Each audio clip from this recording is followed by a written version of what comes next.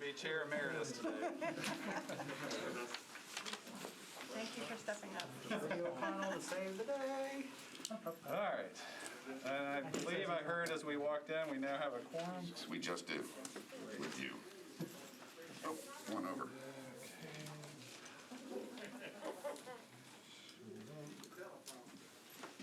There we go. All right.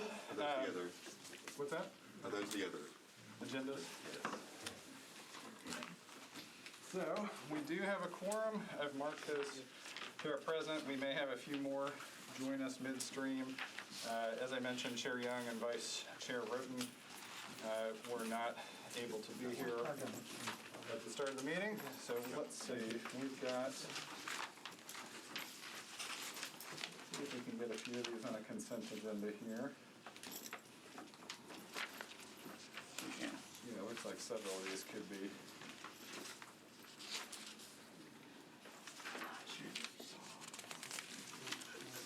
I don't have a sponsor on 1221.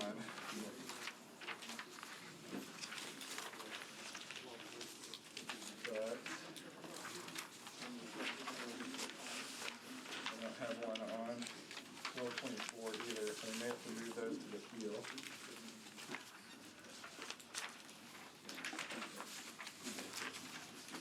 Councilmember Allen?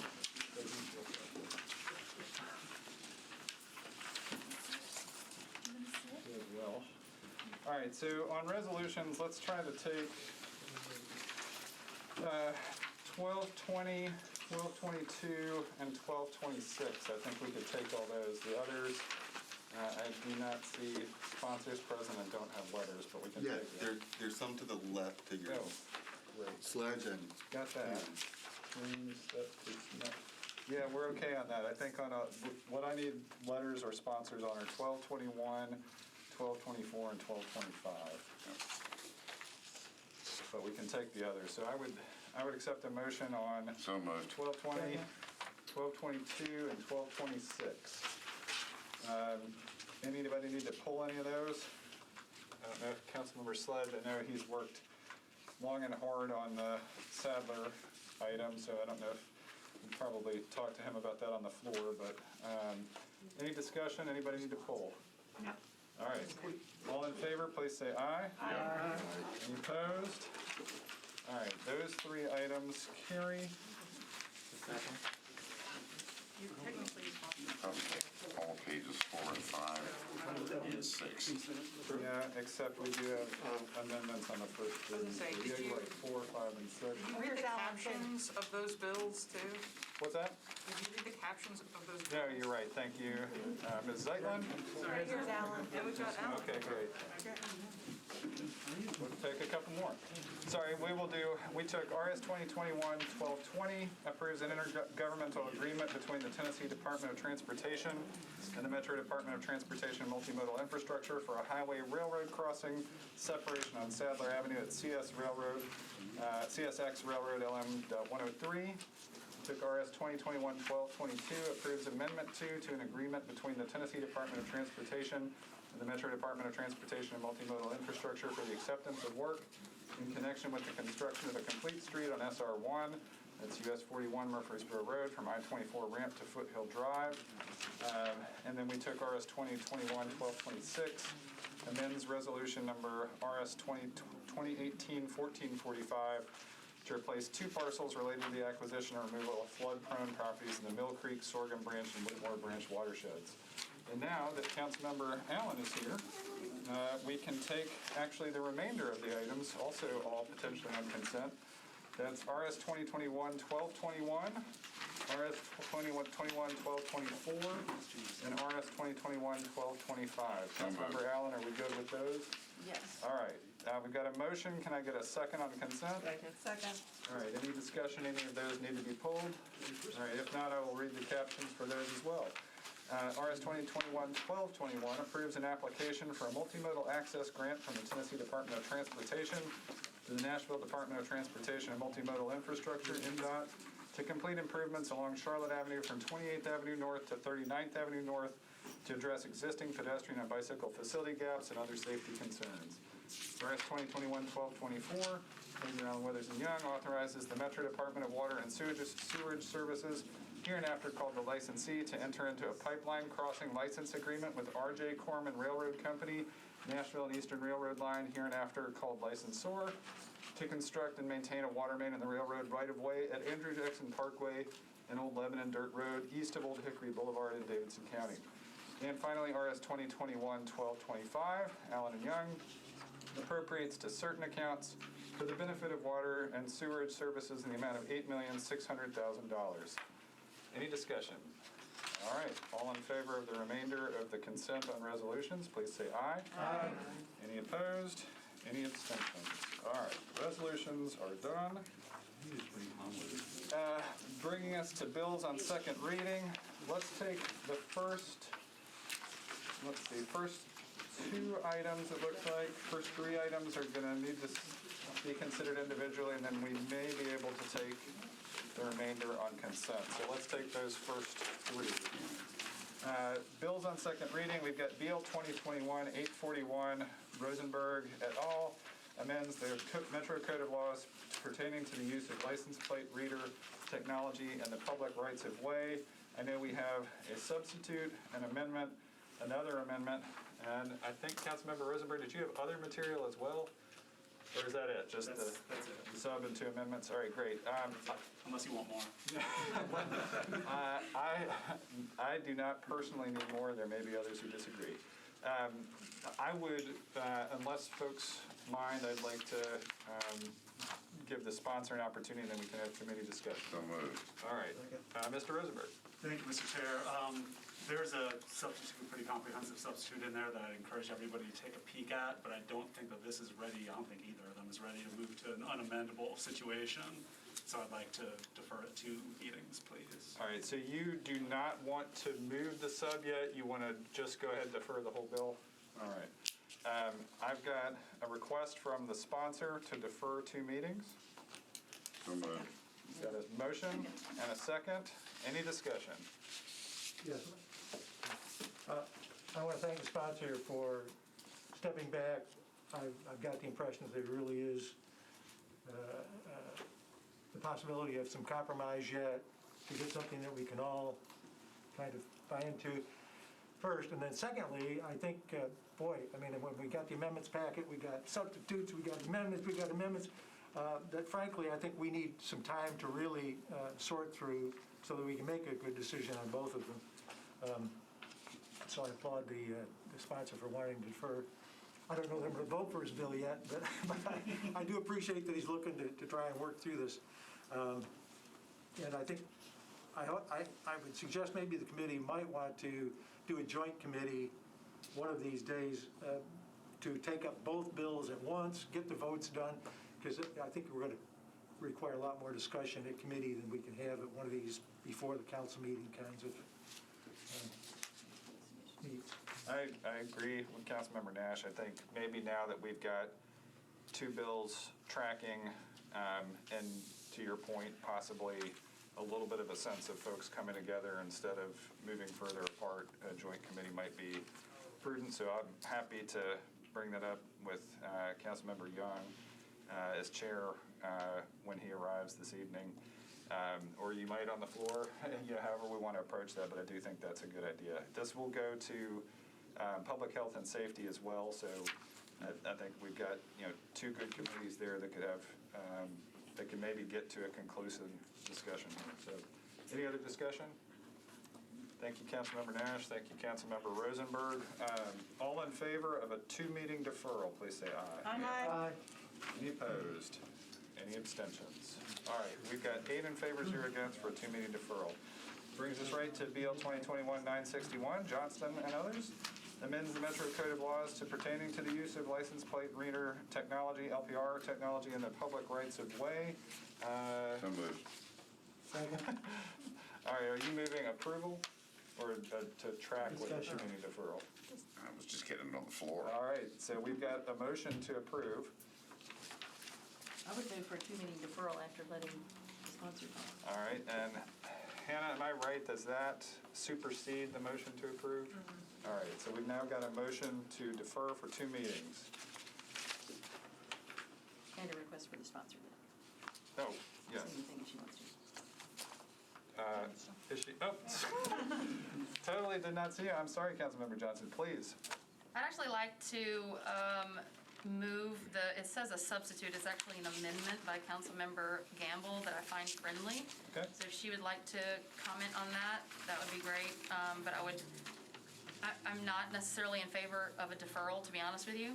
I think we've talked about this ad nauseum. Literally, it was over a year ago when this was first brought to us.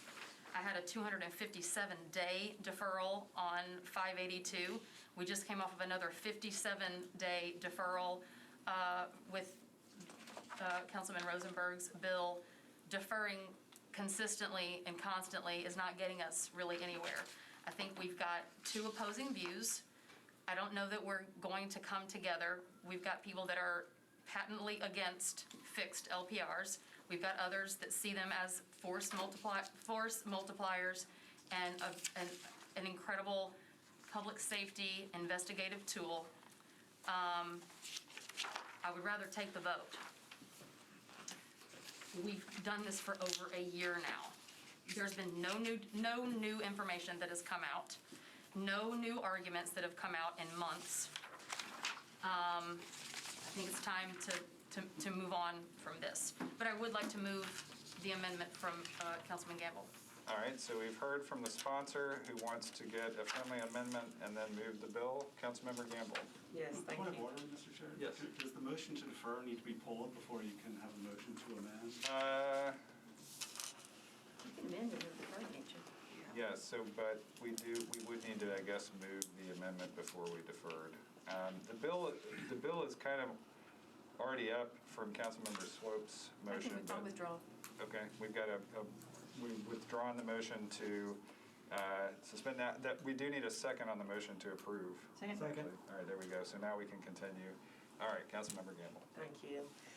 Yes, this amendment is a friendly amendment, and what it does is change three key items in the initial bill.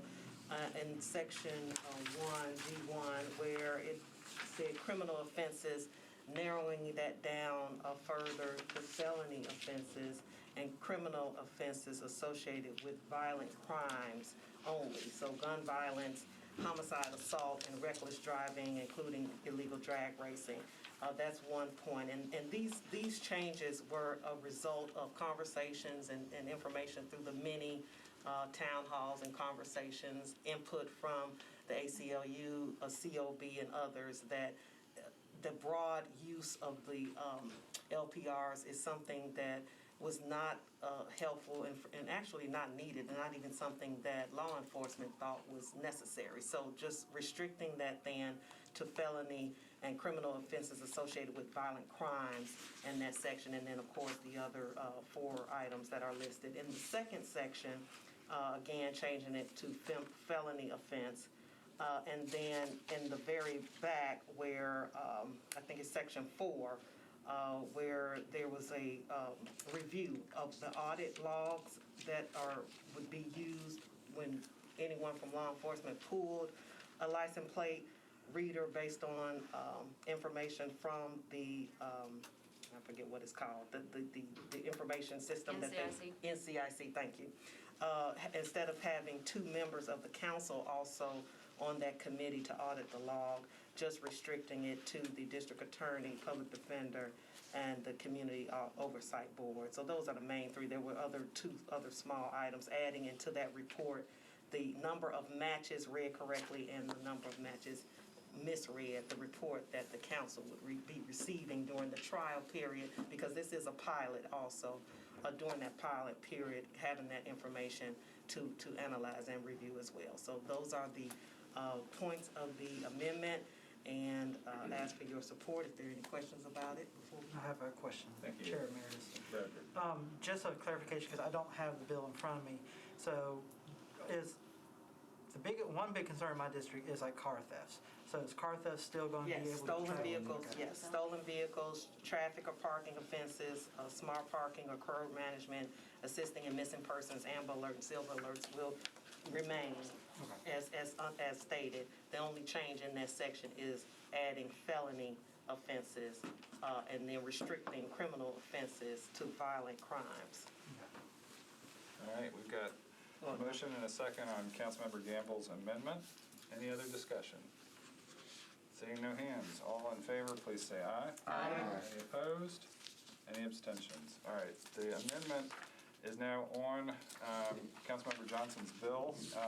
Can I ask a procedural question? Absolutely. If we were to defer one for 2 meetings and go ahead and vote on this one and pass it in the next meeting, and then that one came back and we passed it, what do we end up with? So it would basically be whatever passes last in time. Well, there'd have to be a review of both, so I think that these are pretty much amending the same sections, so there might be a little bit of a conflict, but I think as long as the sections are being deleted, it would be, the one that's passed last in time would basically override the one that was first passed. So it might create some conflicts depending on what sections are being moved, but It could yeah. be appropriately massaged, though. Right, it could be amended later to minimize those conflicts. I mean, I would just say, I'm not going to make the motion just yet, but I am more comfortable having them track together because it just feels like we're making a decision by not having them track together. And I haven't had time to digest this amendment yet, so I appreciate the opportunity your substitute to study that. So anyway, I think it's important for us to be aware that we could pass one because we like it, but then another one could then come up and override it, and that may not be the way to allow us the opportunity to have some discussion. So I know you're tired.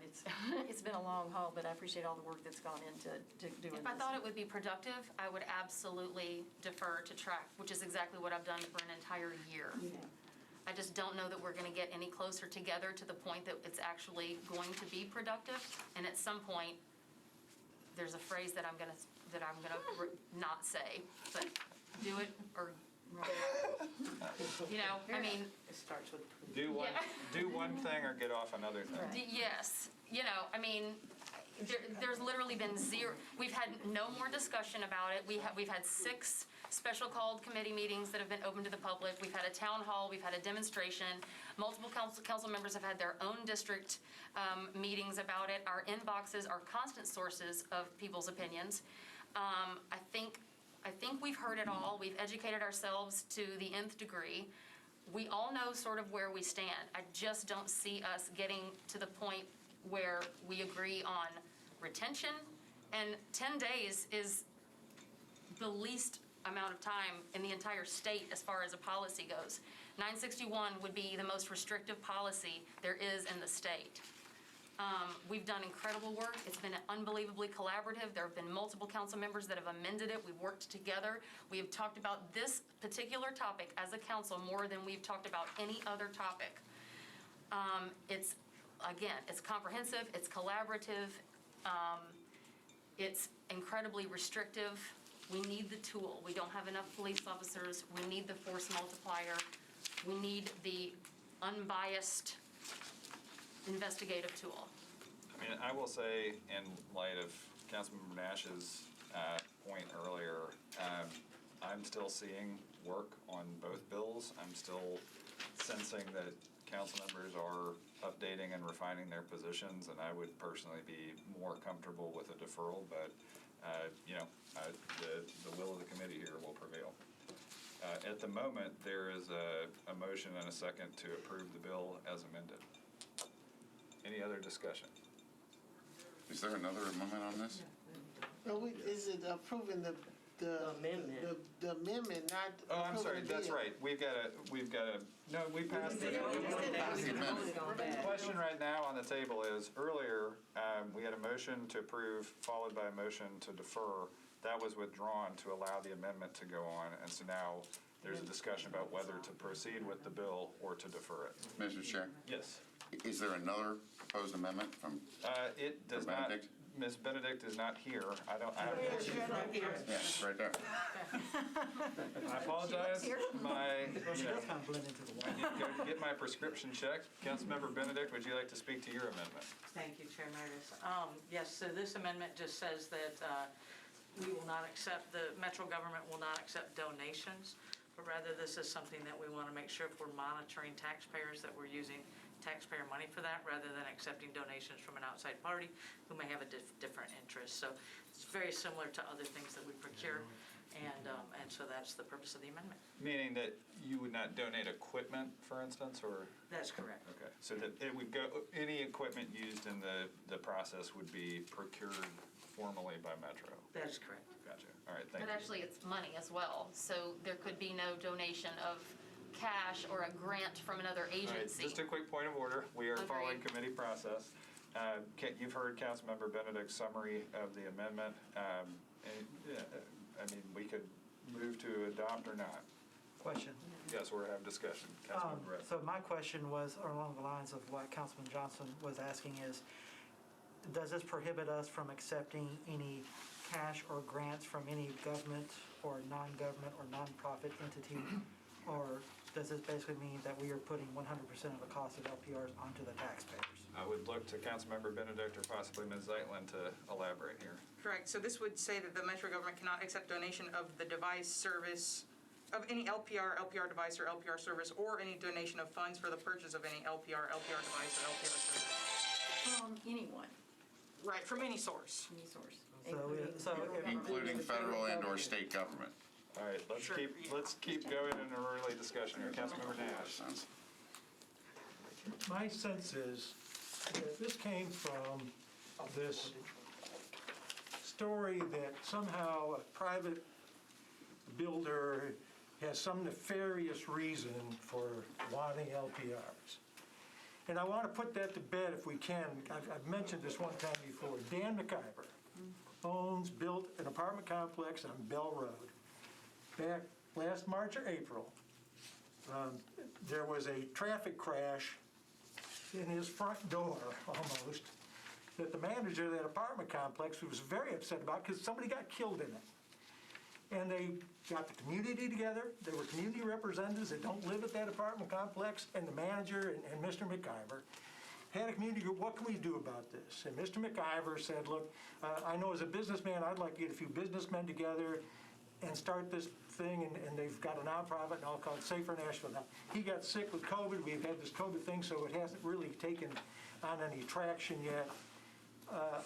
But there was nothing nefarious about this get-together. And I have found it really insulting to Mr. to Dan, that we would even have that kind of discussion when somebody was trying to help out the Metro government, help out the police. It's like saying, oh, the Friends of Parks, oh my, they're nefarious. There's got to be something in there special for them. And so I speak against this bill, this amendment. And I hope others will too. I'm passionate about this one. Councilmember Allen. I'll say two things. One, I have heard of that not necessarily logical connection or fact-based connection, but it has been, I think, a negative distraction. And so I appreciate the possibility to just make that distraction go away. I think that part's good. But I am concerned about the possibility of ultimately, if we decide that we need something, if there are federal dollars that could make this happen and lighten the burden on the taxpayers, I would be concerned with that. I mean, the possibility of changing the language to say from a private person but not from whatever. And that could best happen if we deferred this and had a more precisely written amendment later.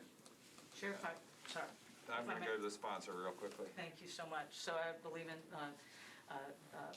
Ms. Zeitlin and I were just looking at each other saying that this was meant for private entities, not at all for public funding. And this was just something outright that had nothing to do with any prior events. It was a matter of if the government is going to accept private entity equipment donations or money to put in public equipment, that is something that is not allowed with any other, without going through any normal procurement process. All right, thank you to the bill sponsor. I just want to remind everyone that when there is any type of donation of any tangible good or monies in excess of $5,000, it has to come to council for approval. It is 100% transparent. There is no dark money. There is no sliding cameras under the table. That does not happen. We have a process for that. and it, again, is 100% transparent. So there's not gonna be Safer Nashville or any other private group, fans of Courtney Johnston, maybe there's a group like that, I don't know, that would say, hey, I want to give, $10,000 to contribute to this. Okay, great, we would love to take that burden off of taxpayers and accept that. It has to go through council though, by the way. That's how that works. Let's see, let's go to committee folks first. Councilmember Cash. I'm just curious if there is a precedent for this kind of thing in terms of there are certain things that other than the vote, and Councilmember Johnson said approval, but it could be rejected as well. Do we know of any, Hannah, do we know of any other things that people are forbidden from making private donations towards? I can't think of anything off the top of my head in the code. This same section has a requirement for surveillance technology to be approved by the council if it's going to be donated, I believe. But no flat-out prohibitions that I can think of. I don't know if anybody else knows any off the top of their head. And if the donation constitutes some sort of conflict of interest, is there code that, or is there law that would already keep that from happening, or would it just be something that is a part of the dialogue when it's before council for consideration? That makes sense.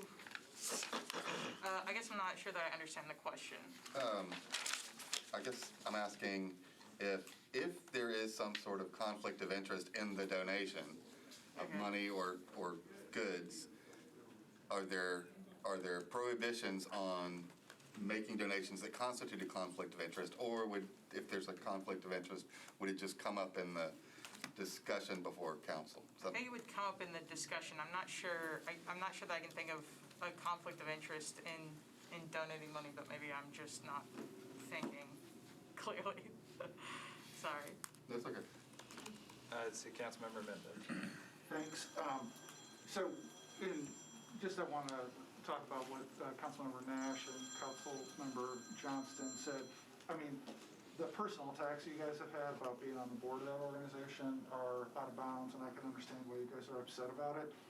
But on the other hand, I heard the noise and looked into it myself, and on Safer Nashville's website, it says it's modeled after an organization in Dallas. There's an organization in Dallas called Safer Dallas that raises substantial money, private money, that pays for surveillance technology, not license plate readers, but cameras that are attached to algorithms that alert police. And the publicly available media reports on that indicate that that program in Dallas is a joint effort between the nonprofit and the police department, and the nonprofit is having a material say in picking the technology. And so the concern about whether, I don't like or approve or appreciate the way you guys have been, your name's been thrown out as board members, and therefore you guys are bad.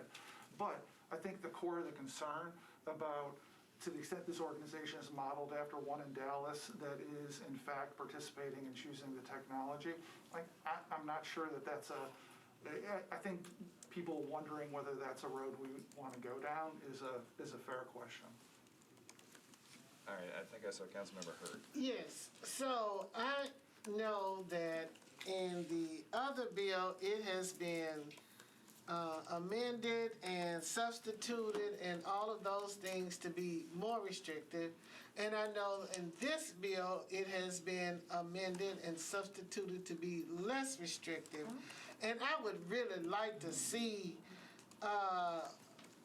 common ground come between both of the bills and come up with something that I think is going to be most beneficial. Is it any way that we can get to a balance or speak to what the real difference is other than one council member pushing one thing and another council member pushing another?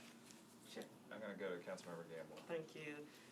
To Councilmember Hurt's question and comment, the staff, Hannah, as well as the COB, put together a side-by-side chart comparison of the bills so that you could see what's in one and what's in the other.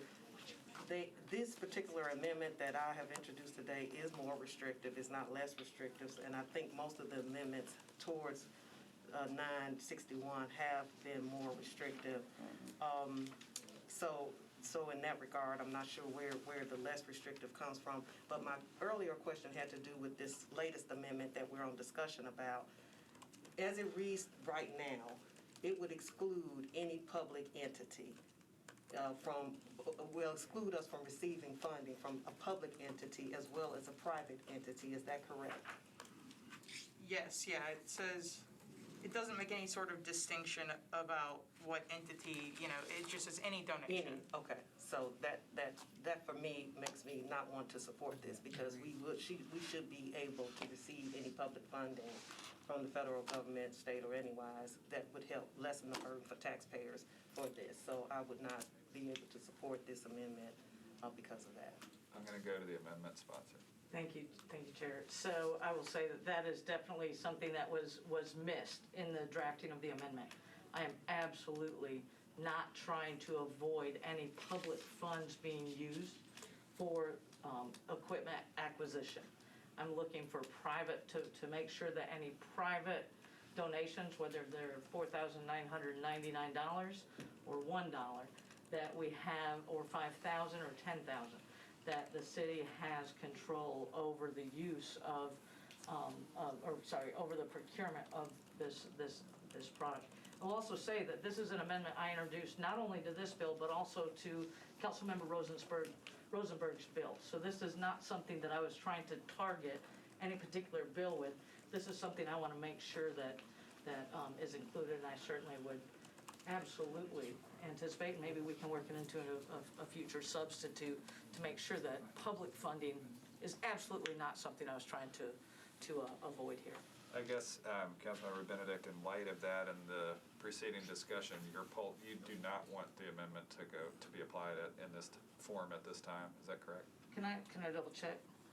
So there's, the way that amendment is written right now, Right, yeah. is that it would preclude us from accepting any public funds. Right. Then I'd like to withdraw. Thank you. Okay, so we are now no longer considering the Benedict amendment. We are back to, we have a motion on the bill as amended for approval. So at this point. Is it appropriate for me to ask for a deferral at this point? This would be a fine time for you to move to deferral. Well, I would like to ask for a deferral on this. Two meetings? 2 meetings is what Councilmember Rosenberg requested. Are you seeking a 2-meeting deferral to track it? That would be most helpful for me, for sure. All right. Second. We have a motion and a second for a 2-meeting deferral. Discussion on deferral. All right, seeing none, we now have, I believe, 10 committee members present. I'm remiss in not recognizing the arrival of our illustrious vice chair, Councilmember Roden. I'm happy to hand the gavel over to you. At least that's what I heard. Oh, All right, we have 10 members present, and we have a motion and a second on a deferral for 2 meetings of BL 2021-961. All in favor, please say aye. Aye. Any opposed? No. We've got 2 noes. Any abstentions? All right. I'll abstain. Okay. All right, then, just to check this, I had 2 noes and 1 abstention and 7 in favor. All right, we will defer for 2 meetings, 7-2 to 1.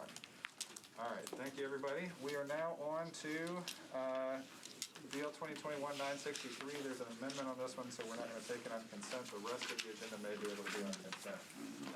This is by O'Connell and others, accepts a Greenway conservation easement and approving a Greenway participation agreement and declaration, both in connection with improvements to the Bicentennial Greenway connector. By way of introduction, before we get to the amendment, I will say this bill is going to resolve one of the longest standing thorns in infrastructure development in District 19, which is that the Greenway that was designed to kind of pass by the ballpark was designed into the ballpark, and when the ballpark is closed, it is not accessible to the public, which has been almost half of the time for the life of the Greenway. This will move the greenway outside of the ballpark through an adjacent area that is being redeveloped. So it's a big and important piece of infrastructure. Now, I know Councilmember Mendez has an amendment that I'm also on, and I would turn to him. Well, actually, I guess we need to move the bill. So moved. Second. The bill in a second. Councilmember Mendez. All right, so, thank you. The amendment is about e-bikes, but it's meant to preserve the ongoing process and not weigh in one way or the other. What I've heard from parks over the last couple of months is that they assert that there are some greenway easements that they've got around that they claim prohibit e-bikes. This particular easement agreement prohibits motorized vehicles. That's the language it uses. Under state law, e-bikes are not motorized vehicles. And so this amendment adds a whereas to clarify that everybody understands the prohibition on motorized vehicles does not prohibit e-bikes. So the easement won't prohibit e-bikes, and then that leaves council and parks. We do whatever we want. If the will of the group is to have a total prohibition, great, we can do it. It's just not going to be the easement that prohibits e-bikes. So it's clarifying a whereas to make sure everybody understands that the easement is not what prohibits e-bikes. All right. I would accept the motion on the amendment. Second. Got a motion and a second. Any discussion on the amendment? All right, seeing none, all in favor, please say aye. Aye. All right, we are now on the bill as amended. Any discussion on the bill? Hearing none, all in favor, please say aye. Aye. Any opposed? Any abstentions? All right, we've got approval. Now, I'm looking through The rest sponsors, can be on consent. and it does look like the rest can be on consent. So I would accept a motion on So the rest of that. Second. Motion and a second on consent. Here is what is on that agenda. BL 2021-964 declares certain planned roads on the Nashville Fairgrounds campus to be public rights of way. BL 2021-965 abandons existing sanitary sewer mains, sanitary sewer manhole and easements, and to accept new sanitary sewer and water mains, sanitary sewer manholes, fire hydrant assembly and easements for 3 properties located at 1104 and 1106 Baptist World Center Drive and 1407 Napoleon Street. BL 2021-966 accepts a new public water and sanitary sewer mains, fire hydrant assembly, sanitary sewer manhole and easements for property located at 7211 Carruthers Road, also known as Carruthers Crossing, PH 10, Section 1A. BL 2021-967 accepts new water and sanitary sewer mains, fire hydrant assembly, sanitary sewer manholes, and easements for property located at 7211 Carruthers Road, also known as Carruthers Crossing, PH 10, Section 1B. BL 2021-968 accepts new sanitary sewer main and sanitary sewer manhole for property located at 101 Factory Street. We've got a letter to approve on that one. And BL 2021-969 abandons existing sanitary sewer main, sewer manhole, and a portion of easement rights for property located at 405 South 4th Street, formerly alley number 305, also known as the Shelby House Apartments. And let me make sure, I did not actually have a letter on that last one. Is Councilmember Withers here? He just go. See if you can grab him. Let's take the rest on consent. So I'm going to leave. I'm going to leave 969 off the consent agenda until we can hear from. Can somebody sign me onto that? It's fine with me. Can we do that in committee? All right. In fact, actually, we're going to need you on a few of these, in fact. I've got a letter from Toombs. We're actually going to need you. Hannah, can we get Councilmember Nash on 966, 967? Here he is. He's here. There he is. Look at that. Now we can take the full consent agenda. Batting a thousand here. I'm assuming you want all 3 of these items to go forward. Please. All right. Now we have our full consent agenda. All in favor, please say aye. Aye. Any opposed? Any abstentions? The consent agenda carries. Thank you. I got you covered. All right. That concludes our agenda. Councilmember Allen, do you have something else? I just was going to ask a garbage question because we've got our trash. No garbage questions allowed, only good questions. Okay. Since we did have the folks from water who took the time to come in their Mickey Mouse socks, I'll just call just wanted to give y'all an opportunity to talk about the Red River and the waste trucks and how that all fits into zero waste master plan. Are they recognized? Yes, please. Okay. So John's going to give an operational update first, just to kind of give you an idea of where we are on vehicles, and then we'll talk about our path forward. Good afternoon. I want to just say that since assuming waste services, we've had challenges dealing with our fleet issues. We have worked quite a bit with our fleet department, who's done a great job of trying to work with getting the trucks up and running. As you know, with the pandemic and the parts issues, along with staffing around, not just here in Nashville, around the country, it has been challenging to get trucks and parts and different things like that up and running. So I just want to give you a brief overview of what we are currently working with within the fleet right now. Currently, we have 10 front loaders that, when I say assigned, are Metro-owned. 10 front loaders that are assigned. Currently, there are 0 operational. It's one, actually, one as of yesterday, that is operational. To offset that, with the administration's assistance, we were able to rent 4 of those 4 additional front-loader trucks in order to keep the operations in the community, such as MDHA, any type of special needs facilities up and running. For rear loaders right now, we have... This is current. Oh, okay.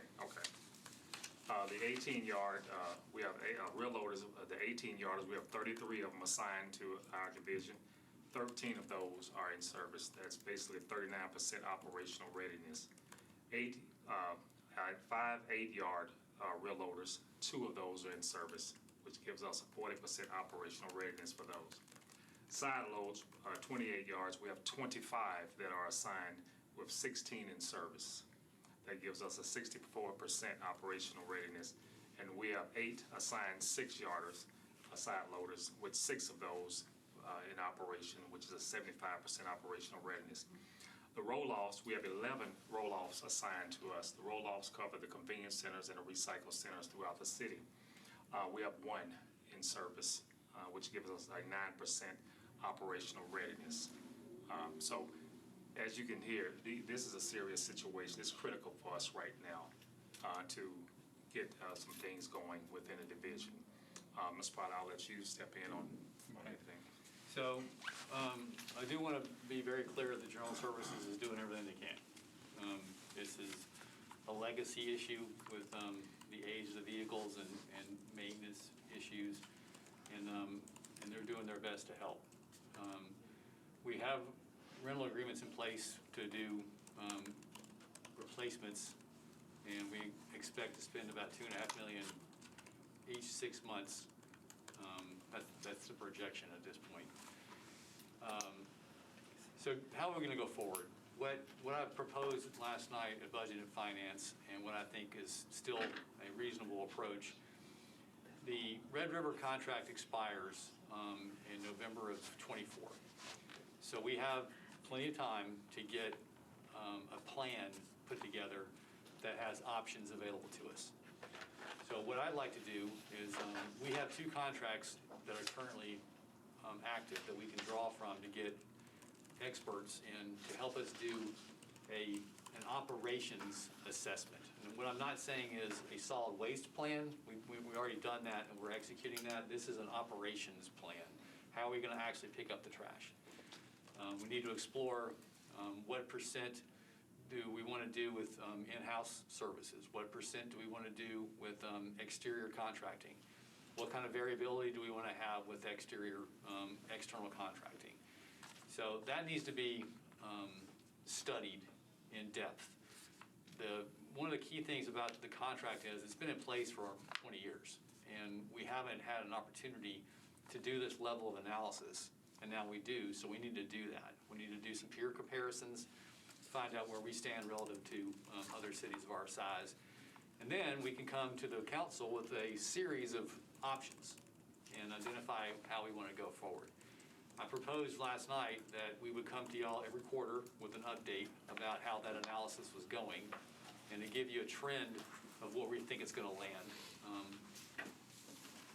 Councilman Parker asked me yesterday what it would take essentially to bring this in-house, and there's several issues with that. Fundamentally, you can't go to Trucks R Us and buy trucks, right? Because they're not, number one, they don't exist. We're lucky. I mean, John is a sleuth as far as finding trucks to rent. He was very aggressive in finding these rental vehicles, and us getting them is a very good managerial move on his part.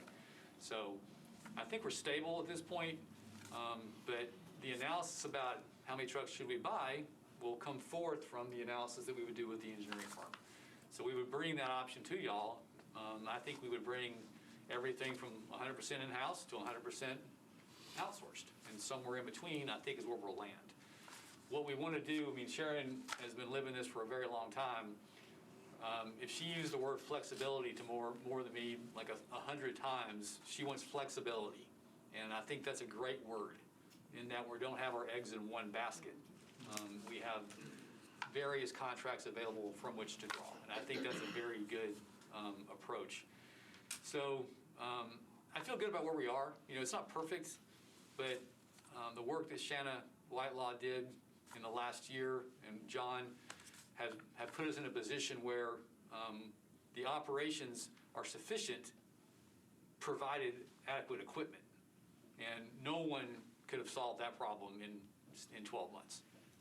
But we are focusing on how we're going to solve this problem. And I think we have a good path forward. So. Councilmember Allen, questions? No, I heard it at budget, so I've already, well, I do have one, but I'll let Mr. Perkins go first. Let me come to Councilmember Hurd just for Well, a second. I know that we talked about this in budget last night, but I really didn't hear what happened. How did we get to this particular point? And I'm glad that you feel good about it. You all do a great job in your presentation, but I am very concerned. I didn't hear anything that was 100% ready. You know, I mean, I heard that we had 9% readiness, 40% readiness, 30% readiness, 60% readiness. I've not heard anything that we were 100% readiness. So it concerns me. You know, how did we get here? Why did we not stop this? And I get complaints from people all the time. And it's something as simple as, and this is one guy that would call me every Wednesday morning, and tell me that the trucks have left liquid on their street, and it is smelly and it's smelling up the neighborhood, and he needs someone to come out and clean the street every Wednesday. And you know, as far as I'm concerned, and I know that the trucks are old, they don't have the box in order to keep the liquid up and all of those things. I don't understand how we've not gotten new trucks over the years. And I got the demographics that I asked for from Mr. Davis about waste services. And it looks like it's a large number of people of color in waste services. And I'm wondering if that has anything to do with the neglect of them not purchasing new trucks or providing them with the equipment that they need in order to get this done. I think you can trace this personally to 2007 in the economic downturn, because I think at that point is when Public Works was defunded and the trend never recovered.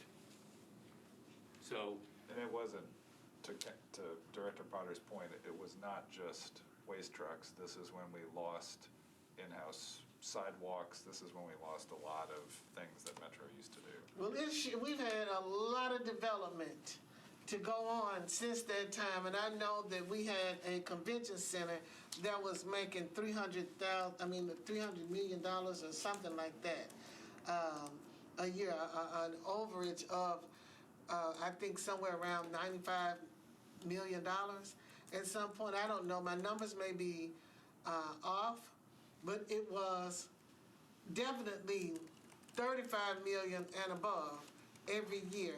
And it just seems to me that it could have been used at that particular point in time to do something about this particular problem.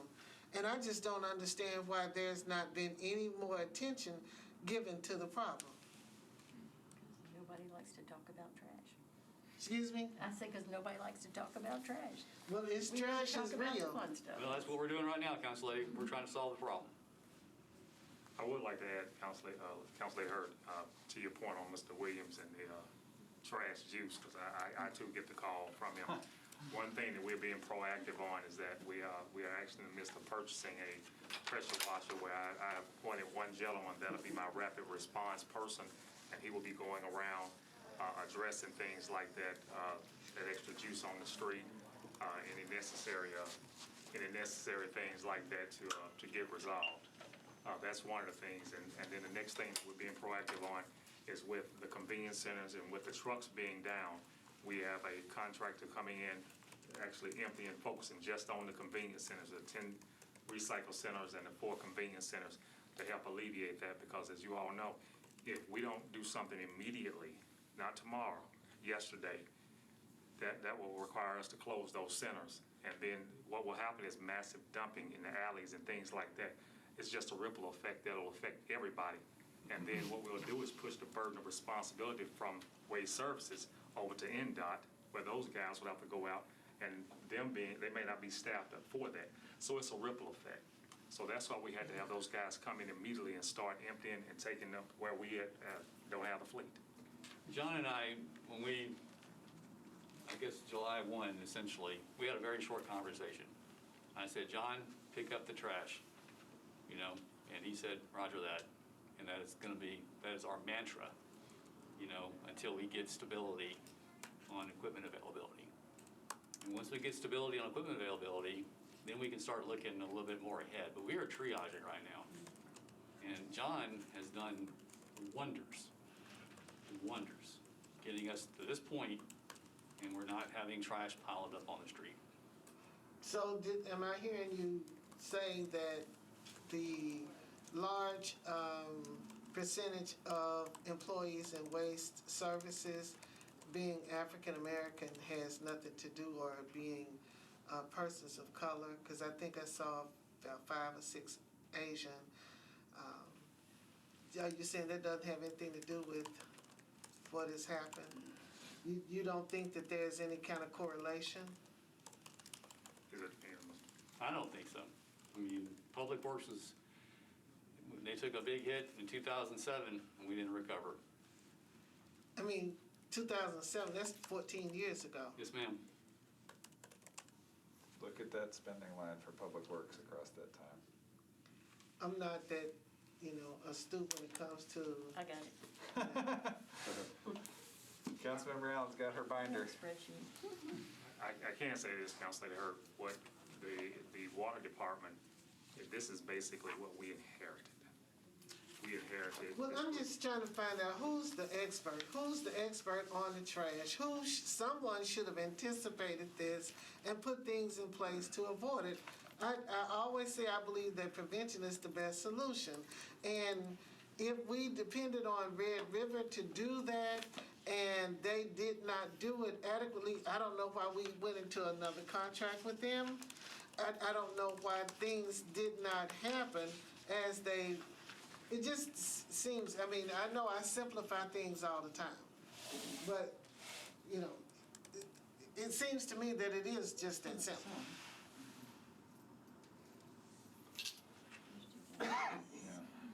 Well, So even Public Works should have been asking for more money in order to upgrade the trucks. I am here to tell you, I've heard from Sharon countless times, and, they asked, and no administration and no subsequent council delivered to the tune of what you're talking about.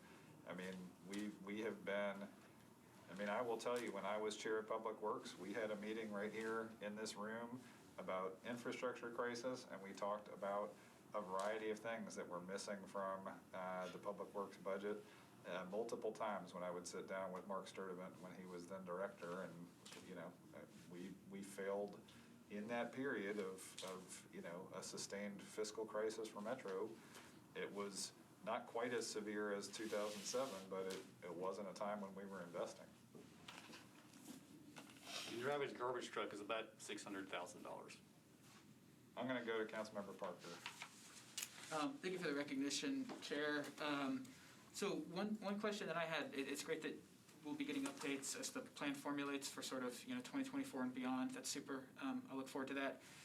Kind of more in the near term, like for some of the fleet issues, and I know that's a different department, and maybe we should invite General Services I'm just throwing that out there for the committee, if the committee would like to invite General Services to a meeting to discuss some of the resourcing of fleet. But is there any opportunity that y'all see or that other committee members see, other council members see, to use any of these buckets of funding that's available right now? So either of the federal recovery buckets, or I think we can use some of that for operational stuff, or the CSP, perhaps we want to consider looking at that. We are. We are looking at that for Yes. some like near-term. I think the fleet administration improvements. has scheduled a briefing on that, actually. Ideally, the $2.5 million for rental with approval and it could be considered for ARP funding. But I know that ARP funding allows you to own things at the end of it, so could we actually say, the reason we're in this bad shape now is because we can't get replacement parts and we need to buy a new one and use ARP funds Yes, for that? ma'am. And Jesse's not here, but he would tell you that the time to get a truck, if we ordered it new right now, is 11 months.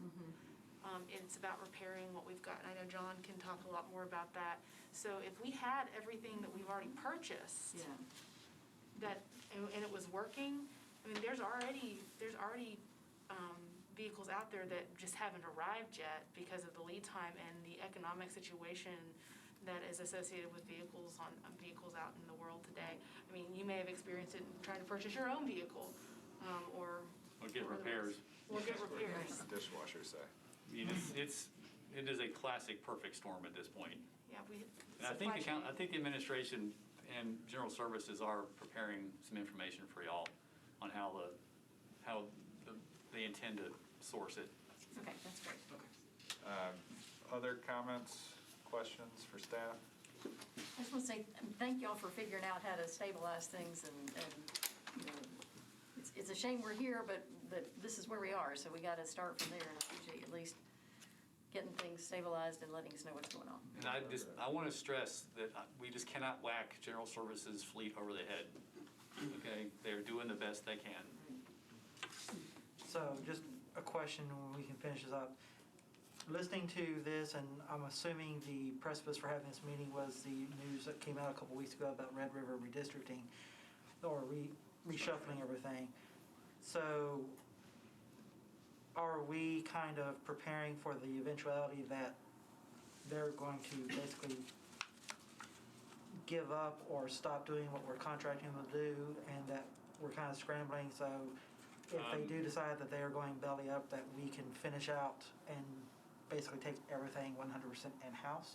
Well, I spoke with Councilmember Mendez in great detail last night, and he is going to attend the update phone calls as an observer to help us understand where they are, because we are certainly not bankruptcy experts, but he is, and he's going to help us understand what they're telling us. He agrees with me when I said last night that a restructuring was a good thing for Red River because a capital infusion occurred, and in my opinion, no one is going to infuse capital into an organization they think is going to fail. So I think the path forward is that Red River gets funded properly to operate, to meet their contract until its expiration. And that's what we need to have happen. Because if that doesn't happen, we've got to go to the street with an emergency contract, and we are at the mercy of the market. Because we'll be having trash pile up on the street, and we'll have to go pay a lot of money to get it picked up. So our goal is to help Red River with their restructuring go forward, to get everything stable as much as possible. I feel really good that I can talk to Councilmember Mendez and hear his opinion about what he's hearing. So we have an update call tomorrow, and I said to y'all in my update on Monday that I'm going to send an update every time we have that meeting. No bad news has come out in the interim, but if bad news comes out, we're going to call for the cavalry, because that's going to be our only option at that point. Did I get a summary? That's a good summary. Councilman, I also like to piggyback off Director Potter. As of today, as a contingency, we did, myself, Jim Snyder, and Sharon Smith, and Kimberly G., we did meet with another vendor that is currently working on a contingency plan just in case they come in and drop the keys. I'm not interested in the past. Brady County, real quick. I guess I gotta recognize our vice chair. Hey, Russ, just so you know, so they're gonna have a meeting of creditors, trustees appointed.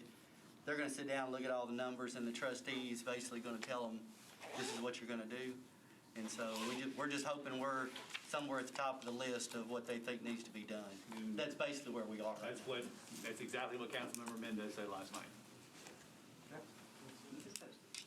All right. Another chance to excel. All right, appreciate it, everybody. We are adjourned.